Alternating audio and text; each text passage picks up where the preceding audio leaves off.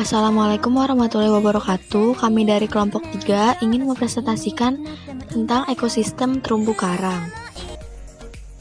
Apa itu terumbu karang? Terumbu karang adalah sekumpulan dari hewan karang yang melakukan simbiosis dengan sejenis tumbuhan alga yang disebut zooxanthellae. Terumbu karang atau coral reef merupakan ekosistem yang khas terdapat di laut-laut daerah tropis. Ekosistem ini mempunyai produktivitas organik yang sangat tinggi. Demikian pula keanekaragaman biota yang ada di dalamnya.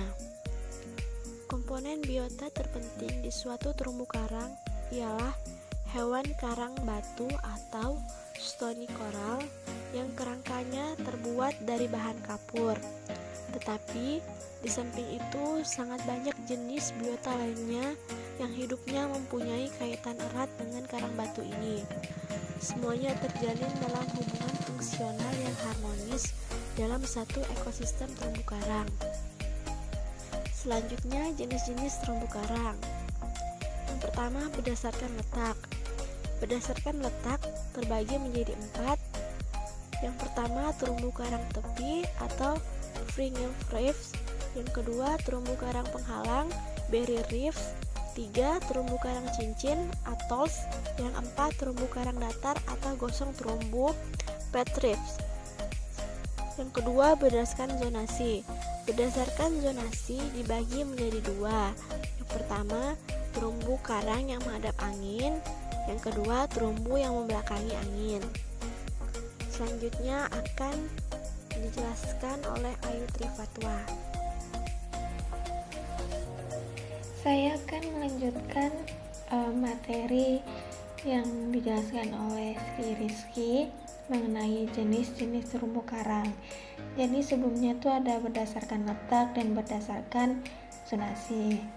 Nah, sekarang jenis terumbu karang berdasarkan kemampuan memproduksi kapur.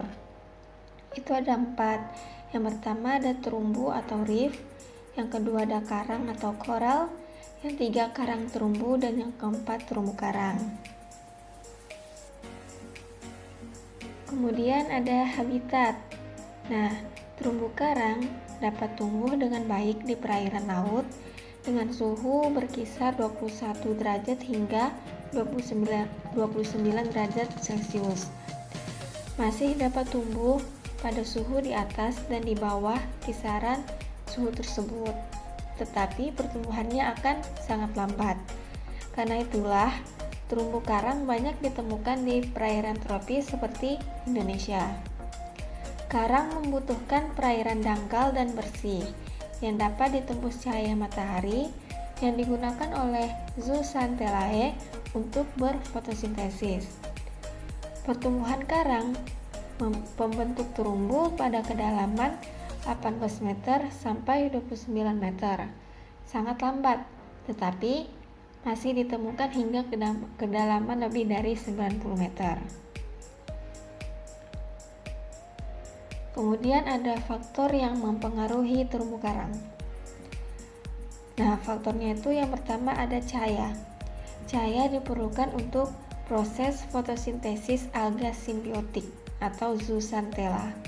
Yang kedua ada suhu. Suhu yang mempengaruhi terumbu karang ini tuh berkisar antara 25 hingga 30 derajat Celcius. Lalu yang ketiga ada salinitas. Kisarannya tuh hingga 27 hingga 40. Kemudian ada air laut jernih. Jika airnya itu mengandung lumpur atau pasir, maka hewan-hewan karang akan kesulitan untuk membersihkan dirinya. Kemudian ada arus.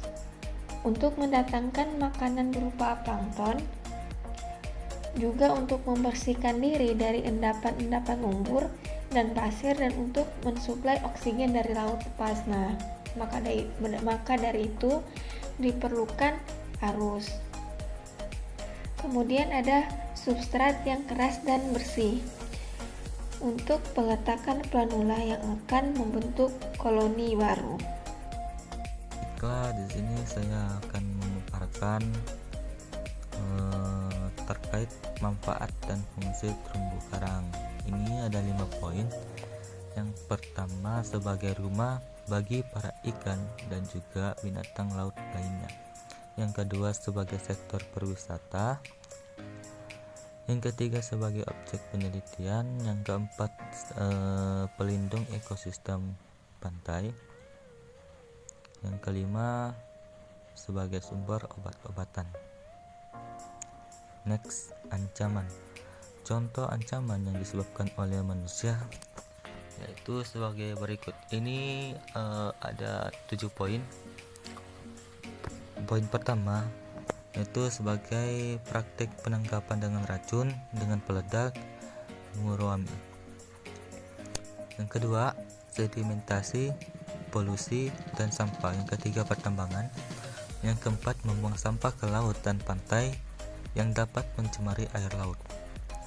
Dan yang kelima, penggunaan pupuk dan pestisida buatan. Seberapapun jauh letak pertanian tersebut dari laut, residu kimia dari pupuk dan pestisida buatan pada akhirnya akan terbang ke laut juga. Yang keenam, membuang jangkar pada pesisir pantai secara tidak sengaja akan merusak terumbu karang yang berada di bawahnya. Dan yang terakhir, ada reklamasi pantai.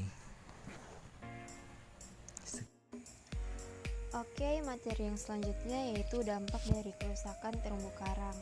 Yang pertama itu adalah hilangnya tempat berkembang biak ikan.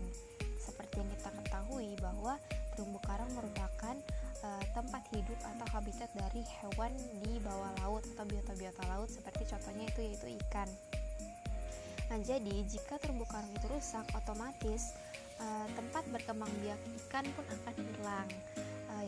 Yang kedua yaitu berkurangnya jumlah ikan yang dapat ditangkap nelayan. Jika terumbu karang itu rusak, otomatis ikan-ikan tersebut akan mencari tempat yang baru untuk hidup. Otomatis nelayan yang biasa menangkap ikan di wilayah tersebut akan kekurangan tangkapannya. Dan yang ketiga yaitu hilangnya pendapatan dari pariwisata.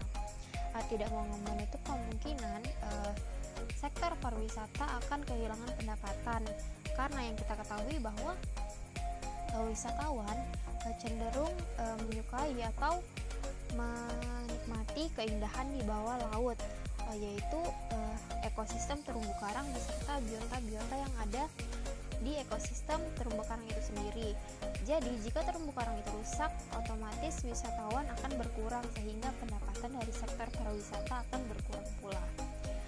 Yang keempat yaitu tidak terlindungnya pantai dari gelombang laut. Tidak hanya ekosistem mangrove yang dijadikan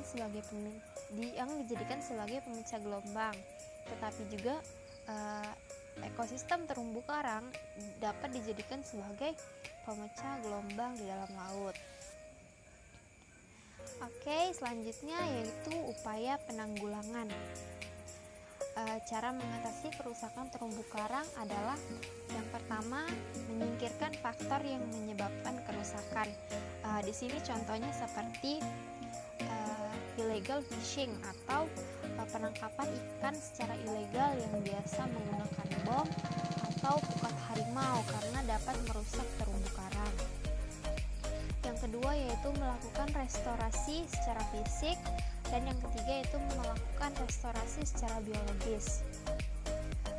Baiklah, sekian penyampaian dari kelompok